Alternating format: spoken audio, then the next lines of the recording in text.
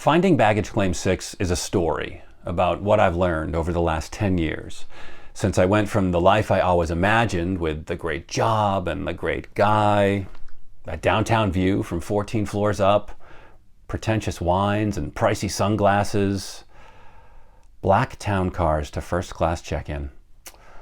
I went from that to a life I never imagined, one that started with no job and no car, no guy, certainly no view.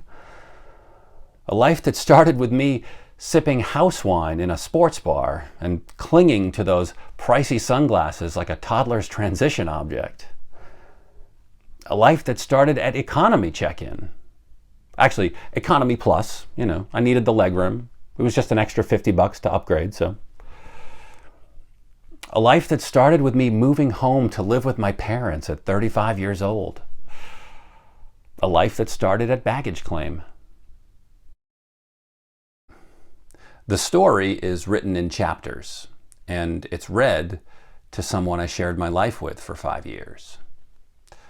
Our goodbye was never worthy of what we had. You see, a year after we split up in the summer, we finally spoke, and we promised, when we were cut short, that we'd do it again when we had more time. We'd have a good long catch-up.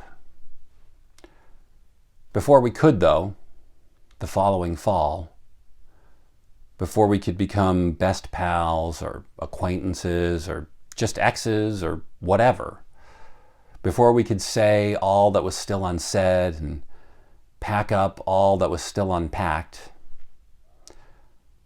there was an accident that changed him forever, leaving his memories fractured and scattered.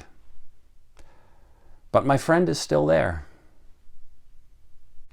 I put everything in a sort of journal, that good long catch-up, telling him our little story and some of mine too. I don't know how much he remembers. Telling him what I've been up to and why it took me so long to reach out. Telling him that the last 10 years have taught me that love can be meant to be, but not meant to be forever. And that the job and the car and the view, even the sunglasses, I know, none of that really matters. Telling him that I got married, and despite all of my efforts otherwise, I've become my mother. And that though I never saw it coming, but you never do see it coming, I ended up in the last place I ever expected.